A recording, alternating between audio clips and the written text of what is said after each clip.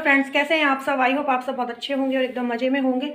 और आज है दुल्हन के आने का, मतलब दुल्हन के आने के बाद का दूसरा दिन। और आज कंकन वगैरह खुलेगा तो मैं वहीं जा रही हूँ। अब कंकन खुलने की रस्म होने वाली है तो आज कंकन वगैरह खुलेगा वहाँ पे, तो मैं वहीं जा रही हूँ। और यहाँ पे हमने रचना की साड़ी वगैरह चेंज करा दी है।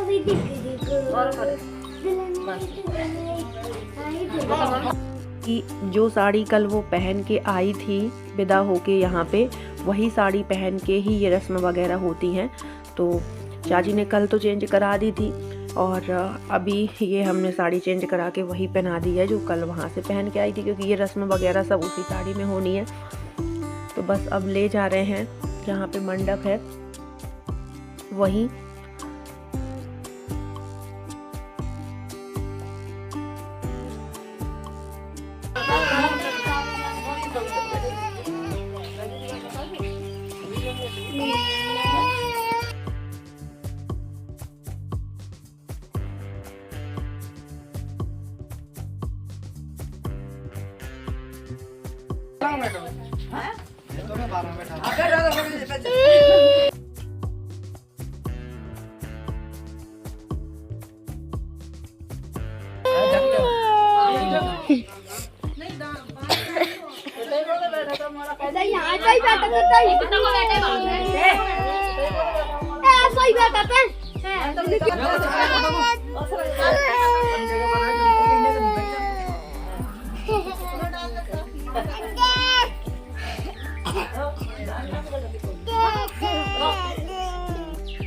और अब होगी कंकन खुलाई की रस्म।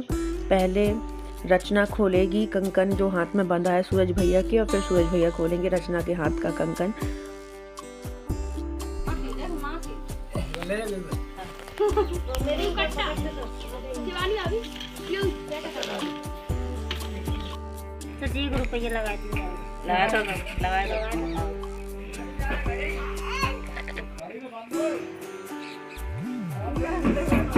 और मक्खियों की तो बारात आ गई है एकदम। कहीं पे भी ये बतासे वगैरह चढ़ाए जाते हैं तो बस तुरंत मक्खियाँ ढेर सारी आ जाती हैं, झुंड का झुंड मक्खियों का।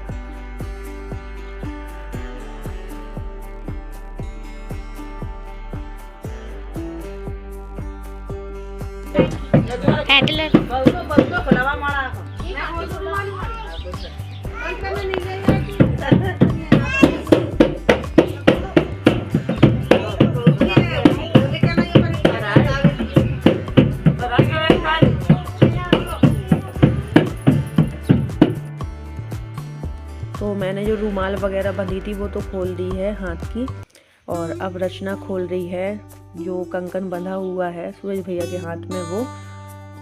और यहाँ देखो श्याम तो गाने बजाने में मस्त था।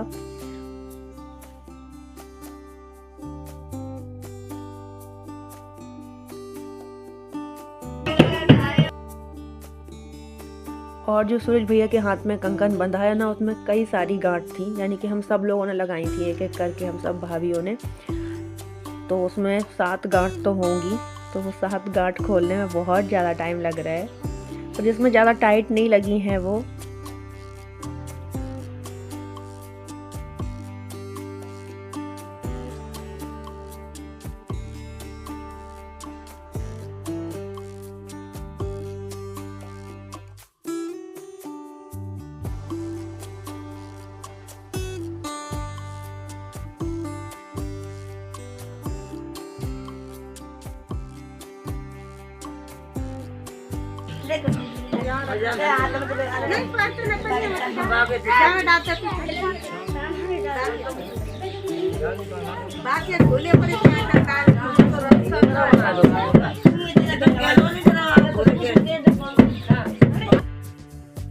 और दूल्हे का हाथ का कंकन तो रचना ने खोल दिया है।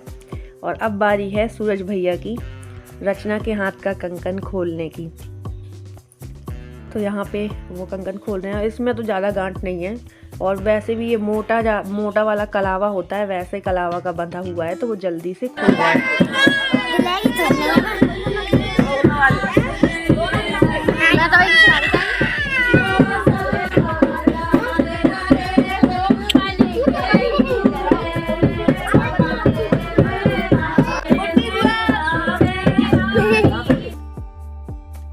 और अब मैं इन दोनों के कंकन को मिला के और ऐसे उछाल रही हूँ कि मतलब ये रस्म होती है कि कौन लेगा जल्दी।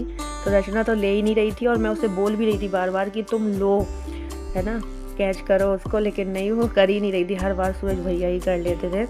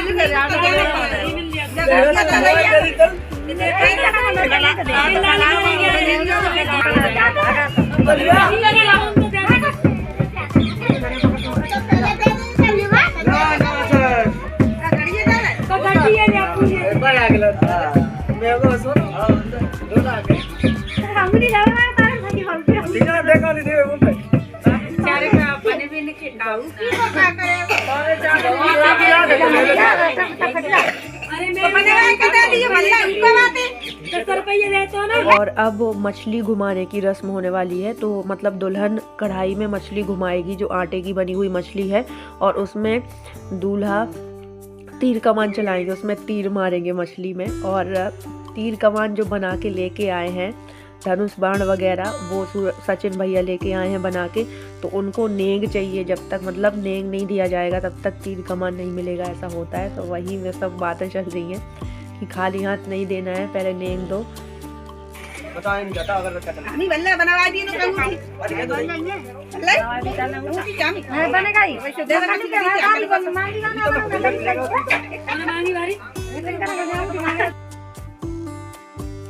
और सूरज भैया बोल रहे थे कि पैसे ले लो कुछ, तो वो बोल रहा है नहीं, मुझे रिंग चाहिए है। जब तक रिंग नहीं बनवाओगे, हामी नहीं भरोगे रिंग बनवाने की, तब तक मैं तीर कमान कुछ भी नहीं दूंगा।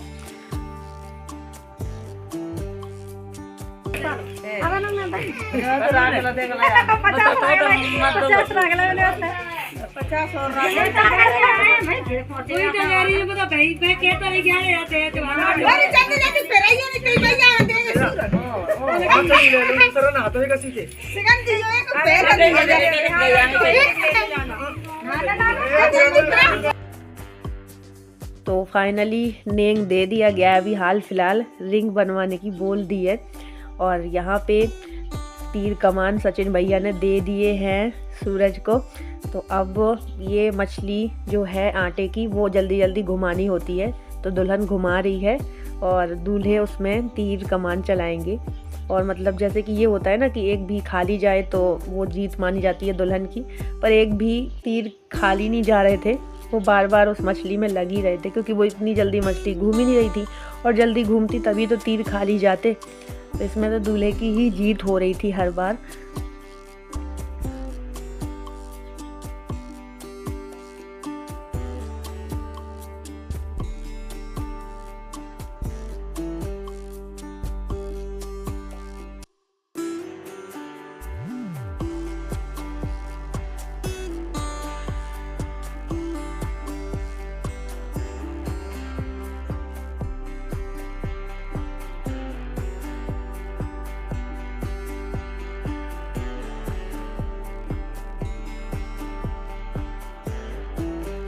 और वो सब रस्म होने के बाद में दूल्हा और दुल्हन को ले आए हैं वही देवताओं वाले कमरे में, जिसमें ये मटकी वगैरह सब रखी हैं आशीर्वाद दिलाने के लिए।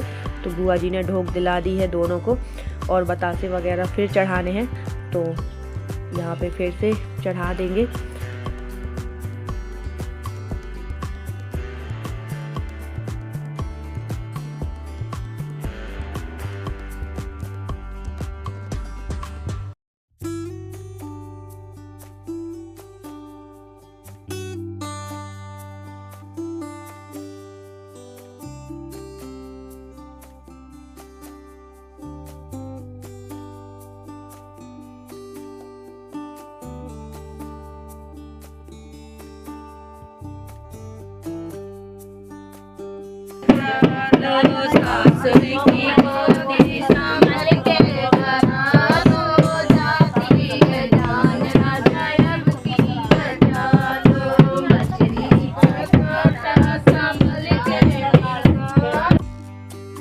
और अभी रेणु दीदी और बुआ जी जा रही हैं जो शेर माता का मंदिर है वहाँ पे ये जो जितना भी है मंडप का सामान वो सब विसर्जन करने के लिए।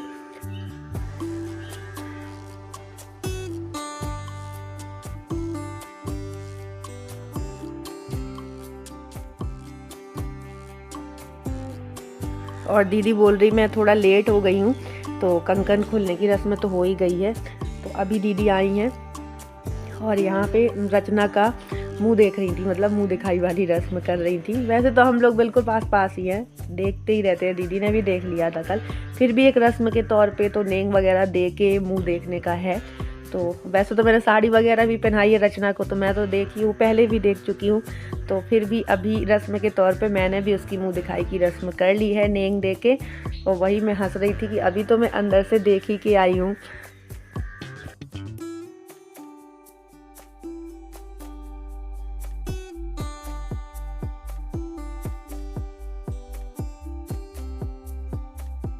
उनका पहले से पैंट खिसकन लगा। पैसे मिलेंगे और पैसा दीजिए रचना 551 बैठ वही देगी 551 लियो सचिन तब उतारियो नहीं मत उतारियो बैठो ही रहियो बैठ जा 551 लियो मत उठियो मत बैठो रहो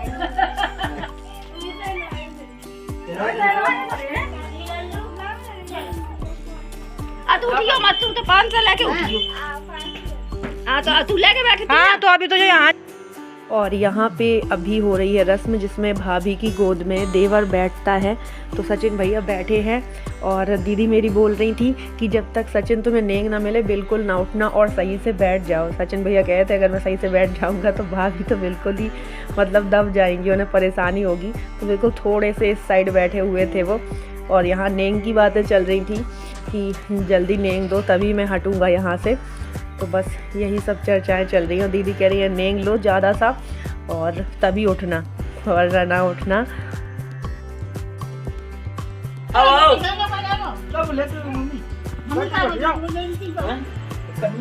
पहले पैसा दो, आज को पैसा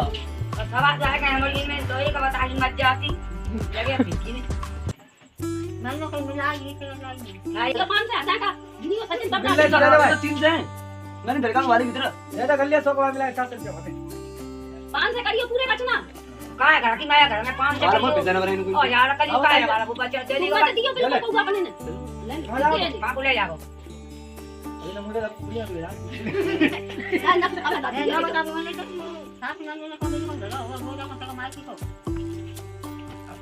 जस्ट अभी चाची के घर से आते जा रही हूँ। कंकन वगैरह खुलाई की जो रस्म थी वो हो चुकी है और अभी शाम के टाइम शाम के टाइम बाबू माता कुछ ऐसी कोई पूजा होनी है, वो मटकी अटकी रख के करते हैं, तो वो सब होगी।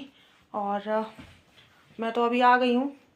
वो पूजा वगैरह भी होती तब भी मैं रुकती, लेकिन ये इतना रो रहा था, परेशान कर रहा था, क्योंकि अब जो सो के उठा था तभी मैं इसको ले गई थी और इसे मैंने दूध वगैरह की है, सीधे से दूध दिया है। बहुत परेशान कर रहा था, वहाँ पे रोए जा रहा था, रोए जा रही हूँ। कपड़े वगैरह चेंज करूँ, संध्या आरती वगैरह करनी है अभी। और श्याम के पापा गए हुए हैं लगन टीका था, मतलब मेरी भतीजी लगती जो मुस्कान थी, आप लोगों ने कभी नंदिनी के ब्लॉग में पहले देखा होगा, उसकी इंगेजमेंट हुई थी कुछ दिन पहले, मतलब अब तो काफ़ी दिन हो गए।